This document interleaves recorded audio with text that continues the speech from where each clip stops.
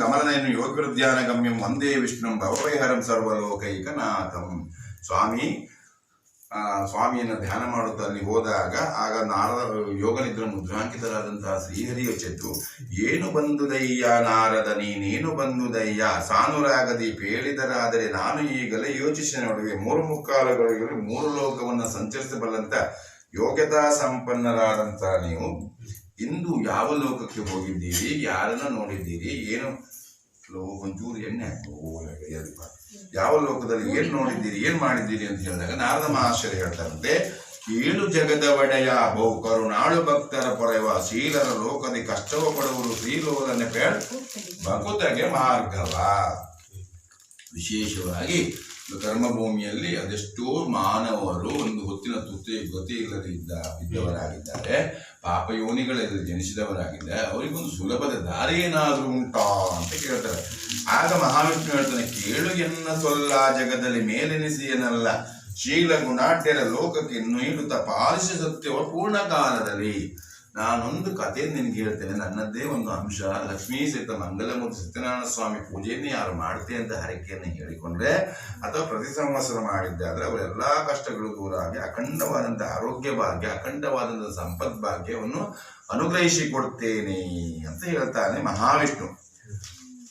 ಆಗ ನಾರದ ಹೇಳ್ತಾರೆ, ತಾತ ಮಾತ ಕೇಳೋ ಎನ್ನೆಯ ಸಂದೇಹವನೇಗೂ ಚಿತಿಯಲ್ಲಿ ಕಥೆಯನ್ನು ಮಾಡುವ ರೀತಿಯ ಪತಿತನೆ ಬೇಡು ಒಂದು ಬೆಡೆ. ಈ ಚಿತಿಯಲ್ಲಿ ಆ ಕಥೆಯನ್ನು ಹೇಗೆ ಮಾಡಬೇಕು ಅದನ್ನ ವಿಚಾರವನ್ನು ಹೇಳಬೇಕು ಎಂದಾಕ್ಷಣ ಷೋಡಶೋಪಚಾರ ಮಾಡಲೂ ಬೇಕು, ಬೇಡಿ ಬಂದ ಬಗೆ ದಾನ ನೀಡಲೂ ಬೇಕು, ಬಡವ ಬಲ್ಲಿದನೆಂಬ ತಾರತಮ್ಯವಿಲ್ಲ ಒಡನೆ ಒಲಿಯುವ ಭಕ್ತ ಜನಕ್ಕೆಲ್ಲ. ಷೋಡಶ ಉಪಚಾರವನ್ನ ಮಾಡಬೇಕು.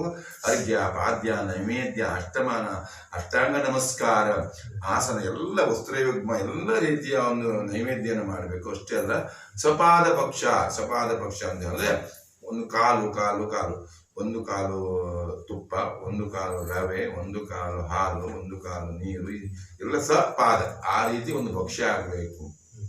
ನಾವು ಸತ್ಯನಾರಾಯಣ ಪೂಜೆ ಮಾಡ್ಕೊಂಡು ಬರೋದು ಅಂತ ಮಾಡ್ತೇವೆ. ನಾವು ಎಲ್ಲ ಕಾಲು ಮಾತ್ರ ನಿಮ್ಗೊಂದು 10-15 ಜನ ಹಾಕ್ಬೋದು, ಮತ್ತೆ 50 ಜನಕ್ಕೆಲ್ಲ ಬಳಸ್ಲಿಕ್ಕೆ ಅದು ನೀವು ಮಾಡಿಸಿ ಅಂತ ಹೇಳುವಂಥದ್ದು. ಈ ರೀತಿ ನಿನ್ನೆ ಪೂಜೆ ಪುರಸ್ಕಾರ ಮಾಡಿದ್ದಾರೆ, ಎಲ್ಲ ಅರಿಷ್ಟಗಳು ದೂರವಾಗಿ, ಎಲ್ಲ ಕಷ್ಟಗಳು ದೂರವಾಗಿ, ಅಷ್ಟ ಸೌಭಾಗ್ಯ ಕೂಡಿ ಬರ್ತದೆ ಅಂತ ಹೇಳ್ತಾನೆ. ಆಗ ನಾರದ ಮಹೇಶ್ವರ ತುಂಬಾ ಸಂತೋಷವಾಗಿ ಇತರ ಎಂದುದ ಕೇಳಿ ನಾರದ ಸಂತೋಷವನು ತಾಳೆ ಕಥೆಯನ್ನು ಸಾರುವೆನೆಂದು ತಾತಗೆ ನಮಿಸುತ್ತ ಹೊರಡುವನೊಂದು.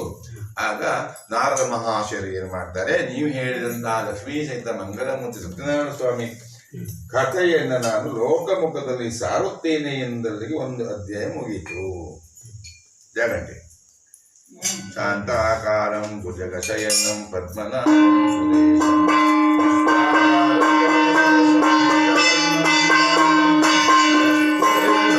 ಲಕ್ಷ್ಮೀಕಾಂತ